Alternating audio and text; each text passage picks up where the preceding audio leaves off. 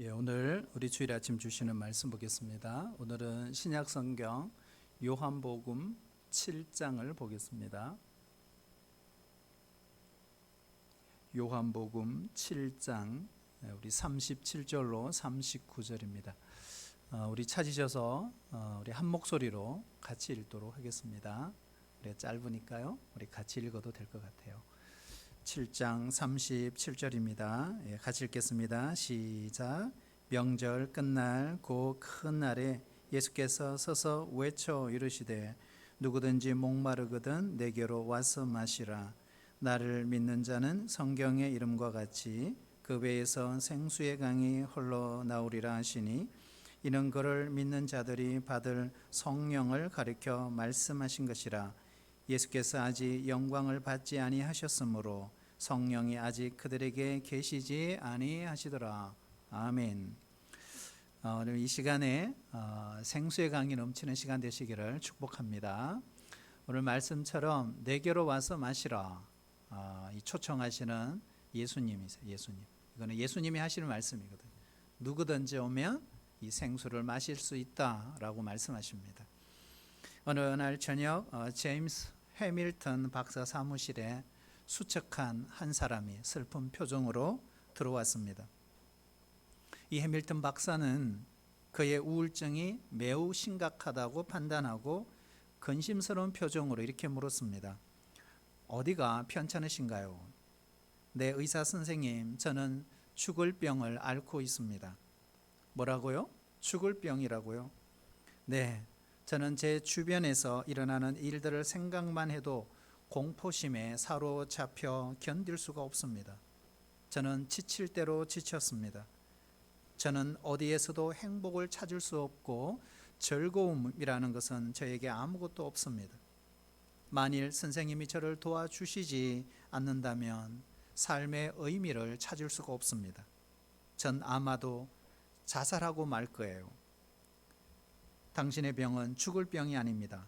당신은 지금의 그 환경에서 벗어날 필요가 있을 따름입니다. 그러면 인생이 즐겁게 될 것입니다. 그때 이 환자가 이렇게 말했어요. 그러면 제가 무엇을 하면 좋겠습니까? 이때 해밀턴 박사의 처방입니다. 오늘 저녁 촌뜨기 광대에 그라말디의 쇼를 보러 가십시오. 이 그리말디가 지금 살아있는 광대 중에 최고로 재미있는 친구입니다. 아마 그가 당신의 병을 고쳐줄 것입니다. 그 말을 들은 이 환자가 그의 얼굴에 더욱 괴로운 경련을 일으키면서 마침내 이렇게 말했어요. 의사 선생님, 농담 좀 그만하세요. 제가 바로 그 그리말디입니다. 이렇게 말을 했다. 어쩌면 여러분 이거는 실화잖아요. 실화. 어쩌면 우리 모두가 그리말디와 같은 삶을 살고 있는지도 모릅니다. 무슨 말입니까? 남을 웃길 수도 있지만 실제로는 자신은 괴로운 가운데 살아가고 있을지도 모릅니다. 다른 사람을 위로한다고 말하지만 자신은 위로받지 못한 채 힘들게 인생을 살아갈 수도 있습니다. 다른 사람을 기쁘게 해주면서도 진정 자신을 기쁘게 하려고 하는 그 에너지조차도 없이 살아가고 있는 줄 모릅니다. 그래서 현대 신경과 의사들은 이 그리말디의 병명을 이렇게 정의 내렸어요. 스트레스라고. 분주한 하루하루 삶 속에서 우리는 스트레스에 시달리고 있습니다. 어려운 환경, 때로는 불안 때문에 우리는 정신적 압박감을 경험하며 살아갑니다. 무거운 짐이 자신을 억누르는 느낌을 갖습니다. 이게 다 스트레스입니다. 의학적으로 보면은 60세 이전에 심장마비로 사망하는 그 원인의 90% 이상이 바로 스트레스 때문이라고 합니다. 스트레스가 가져오는 병이 정말 다양하죠. 고혈압, 당뇨, 불면증, 위장병, 암까지도 바로 스트레스의 영향으로 올 수 있습니다. 리처드 호프만은 현대인이 죽음에 이르게 하는 세 가지 또 다른 살해 요인이 있다고 했습니다. 대체로 보면 병사하거나 안 그러면 노화로 죽는 것이 아니라 특별히 현대인에게서는 현대인을 죽음에 이르게 하는 세 가지 또 다른 살인의 원인 뭘까요? 그는 이렇게 말. 첫째는 달력, 두 번째는 전화, 세 번째는 시계. 이렇게 말해요. 이게 뭘까요? 달력, 전화, 시계. 공통점이 뭘까요? 그만큼 급하고 긴박감에 현대인들이 쫓기며 살아가고 있다는, 그것이 현대인의 살해의 원인이다, 이렇게 말합니다. 척 서윤들 목사님은 인간의 삶을 세 마디로 표현했습니다. 서두르고, 근심하고, 묻힌다 그랬어요. 서두르다가, 걱정하다가, 묻힌다. 여러분, 오늘 이 시간 예배드리는 순간이라도 고요히 하나님의 음성에 귀를 기울일 수 있기를 축복합니다. 그리고 우리가 열심히 달려가는 우리의 인생의 속도를 늦추셔야 합니다. 그러면 우리가 스트레스로부터 자유롭게 될 것이고, 스트레스를 극복할 복의 원천을 하나님께서 선물해 주실 것입니다. 여러분, 인생의 진정한 복이 무엇일까요? 우리가 살고 또 살고 살다 보면 인생의 진정한 복을 깨달아 갑니다. 그것은 물질도 아니에요. 우리의 안락한 환경도 아니에요. 그는 세상적 지위도 아닙니다. 권력도 아닙니다. 무엇일까요? 바로 마음의 평안입니다. 마음의 평안을 누릴 때 가장 행복한 자리로 들어가는 것입니다. 이걸 우리는 지복의 행복. 중국의 공자는 과거의 논어에서 이 지복의 행복을 이렇게 표현했어요. 저는 이렇게 해석합니다. 종신소욕 불유구라고. 나이가 70이 되면 종심소욕 불유구의 단계에 들어가야 한다. 공자는 이걸 깨달았어요. 우리는 모든 사건, 모든 환경 속에서 하나님의 그 평강을 누리는 지혜를 얻어야 합니다. 우리가 이 힘든 환경 속에서도 평강을 잃지 않는 이유가 있다면 그것이 뭘까요? 따라해 볼까요? 하나님과 동행하는 것입니다. 하나님과 동행하는 것입니다. 여러분, 최상의 복은 하나님과 동행하는 복입니다. 우리의 삶 속에서도 때로는 두려움이 찾아오고 공포와 불안이 있습니다. 죽음에 대한 두려움, 앞날에 대한 염려와 근심이 있습니다. 그러나 하나님이 동행하신다면 고난마저도 형통의 기회가 될 것입니다. 그러므로 사건 자체가 아니라 그 순간 하나님이 함께 하셨느냐가 중요한 것입니다. 하나님이 함께 하시면 어떤 사건도 축복이 됩니다. 기적의 도구가 될 수 있습니다. 불뭇불 속에 던져진 다니엘의 세 친구 사드락과 메삭과 아베노고를 보세요. 인자와 같은 이와 이가 그들과 함께 하셨다라고 했어요. 그래서 그들은 목숨을 지켰습니다. 어떤 어려운 상황 속에서도 하나님이 함께 하신다면 그 어려움은 통과할 수 있습니다. 모래 위에 발자국이라고 하는 글이 있어요. 어느 날 밤 꿈을 꾸었네. 주님과 함께 바닷가 거니는 꿈을 꾸었네. 하늘을 가로질러 빛이 임한 그 바닷가 모래 위에 두 짝의 발자국을 보았네. 한 짝은 내 것, 또 한 짝은 주님의 것. 거기서 내 인생의 장면들을 보았네. 마지막 내 발자국이 멈춘 그곳에서 내 삶의 길을 돌이켜 보았을 때 자주 내 삶의 길에 오직 한 짝의 발자국만 보았네. 그때는 내 인생이 가장 비참하고 슬픈 계절이었네. 나는 의아해서 우리 주님께 나아갔네. 주님, 제가 주님을 따르기로 했을 때 주님은 저에게 약속했었잖아요. 함께 하겠다고. 그러나 보십시오. 제가 주님을 가장 필요로 했을 때 그때 거기에 한 짝의 발자국밖에 없었습니다. 주님은 저를 떠나 계셨잖아요. 그때 주님께서 대답하셨네. 나의 귀한 소중한 아들아, 나는 너를 사랑했고 너를 결코 버리지 않았단다. 너의 시련 때뿐만 아니라 고통의 때에도 네가 본 오직 그 한 발자국, 그것은 너의 발자국이 아니라 내 발자국이었어. 그때 내가 너를 등에 업고 걸었지. 이런 글이 있어요. 인생의 밑바닥에서 허우적거리고 있을 때 주님은 우리를 등에 업고 길을 걸어가 주신다는 사실을 여러분 믿으셔야 합니다.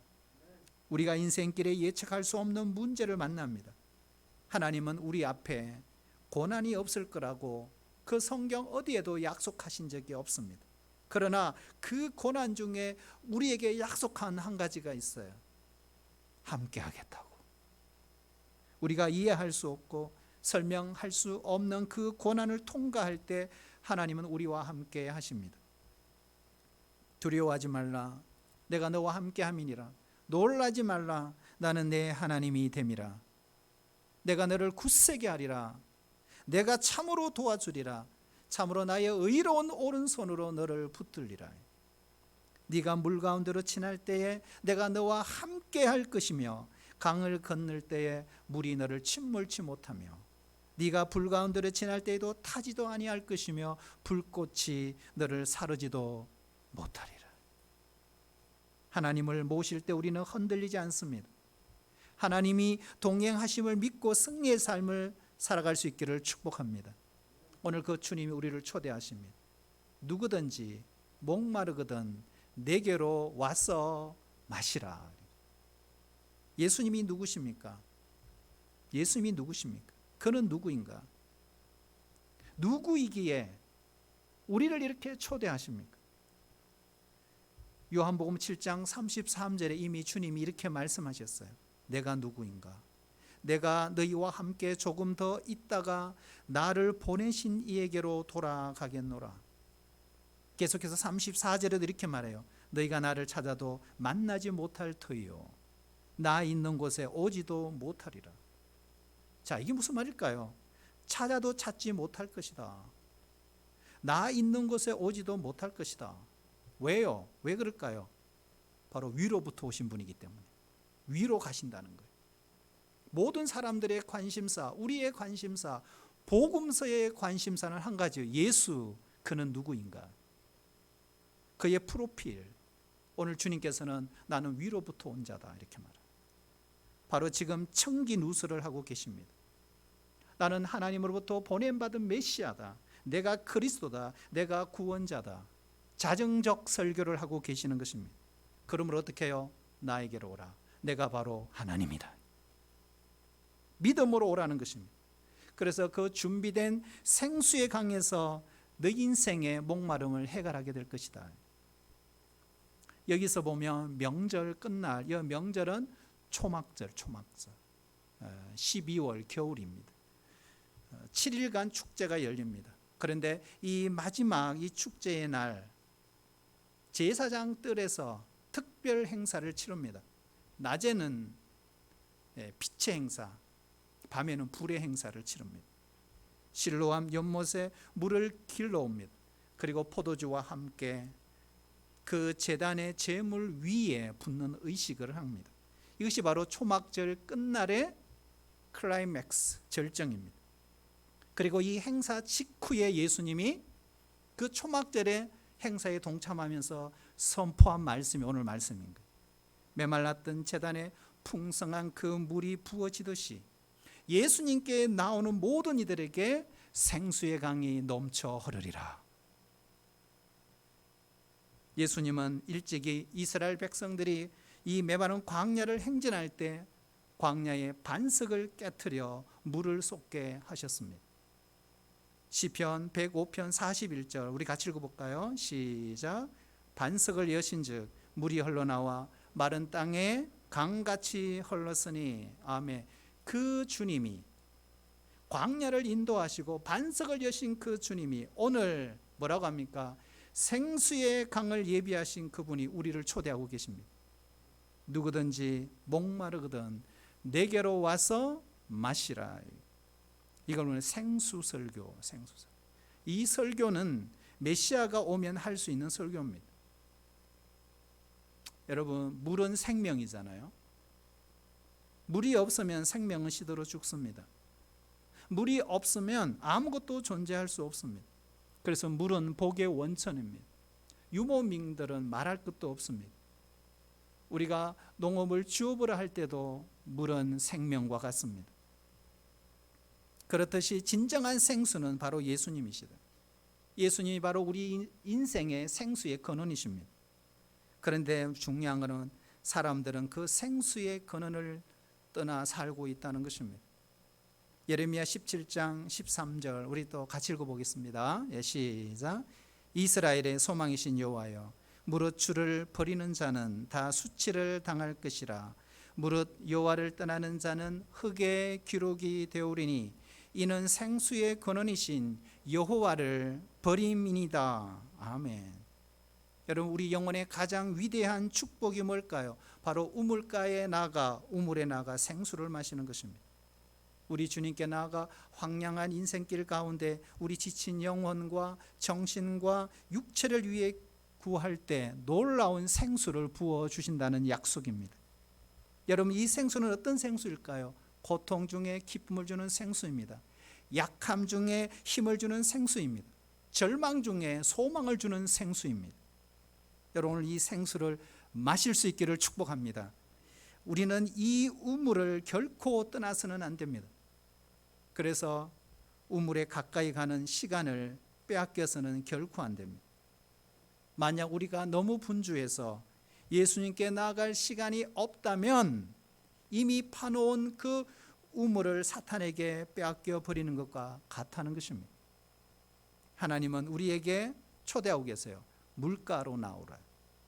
이사야 55장 1절에 보면 이렇게 말씀하시잖아요. 오라 너희 목마른 자들아 물로 나오라. 돈 없는 자도 오라. 너희는 와서 사 먹되 돈 없이 값 없이 와서 포도주와 젖을 사라. 하나님은 목이 마를 때 나오라고 하시는 거예요. 그때마다 우리에게 생수를 약속하셨습니다.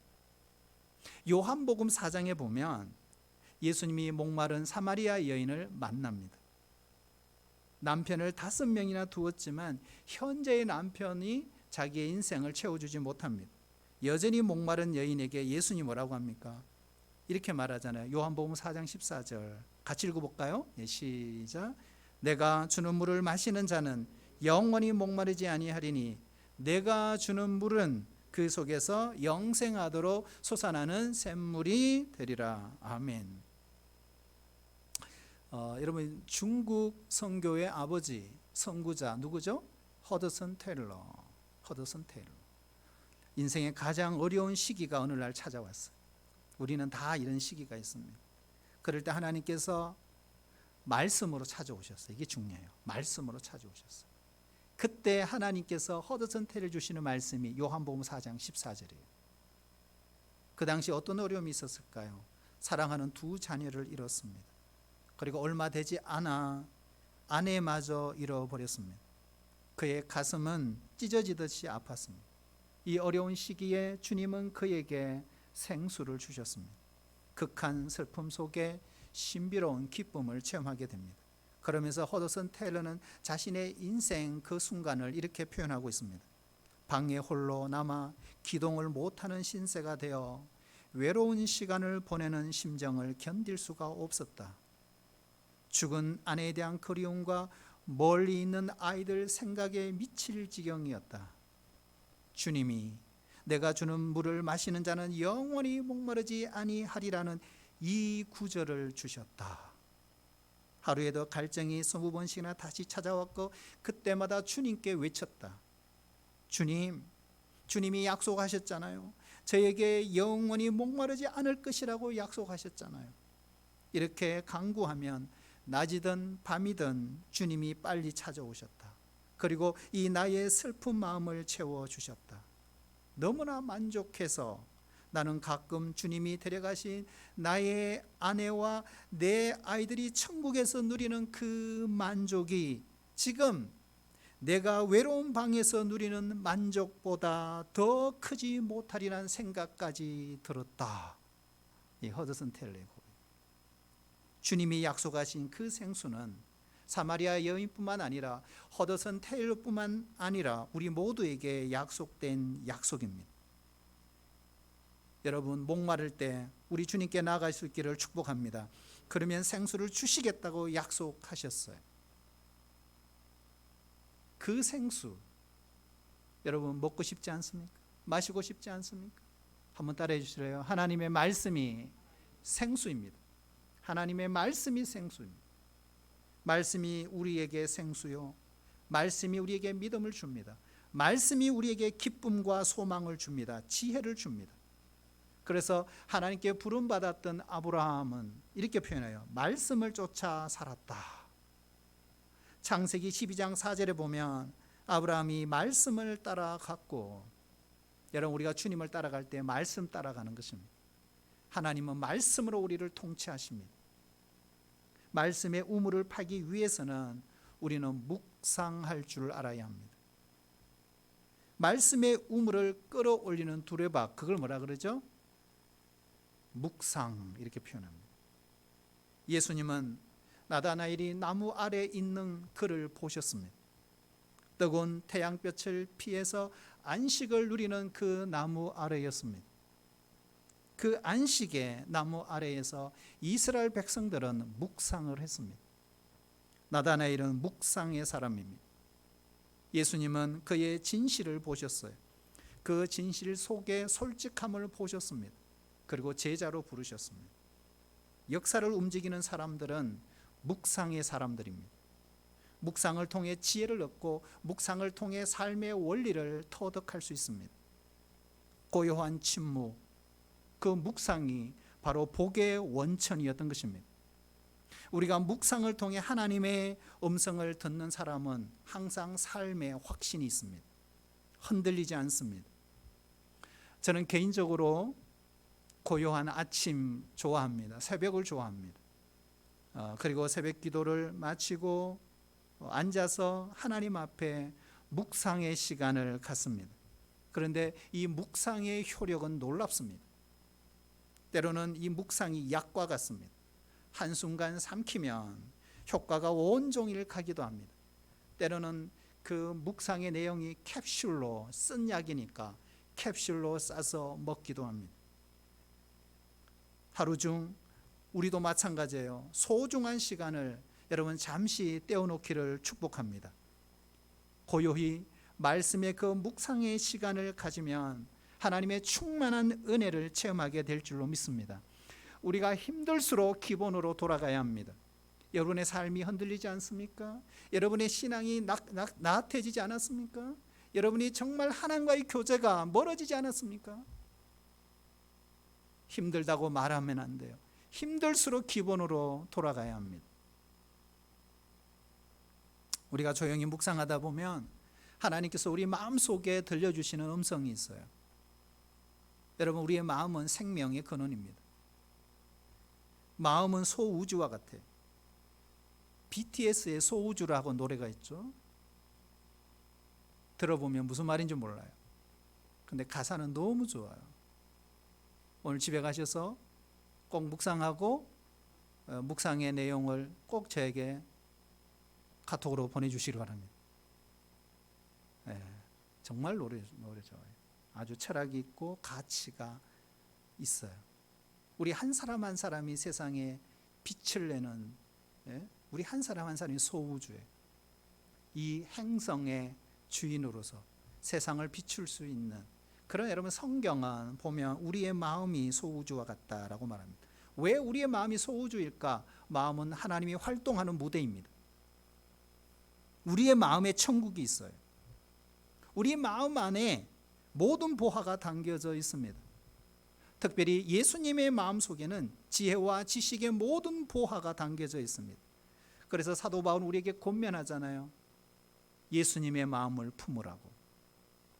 우리의 마음에는 지혜의 샘이 있습니다. 지혜의 생수가 흐르고 있습니다. 우리의 마음은 하나님 주시는 복의 원천이에요. 그래서 마음을 잘 관리해야 되죠. 여러분, 역사를 움직이는 사람들은요, 몸을 움직이는 사람들이 아니에요. 그들은 마음을 움직일 줄 알았어요. 세계를 움직이는 사람들은 마음의 세계를 알고 그 마음을 사용할 줄 알고 다른 사람들의 마음을 움직일 줄 아는 사람들이에요. 그래서 복의 원천인 마음을 탐구해야 돼요. 마음 탐구라는 책이 있어요. 마음을 탐구할 줄 알아야 돼요. 마음을 잘 가꾸는 지혜를 배워야 합니다. 마음 속에 하나님의 지혜가 있어요. 하나님의 지식이 있어요.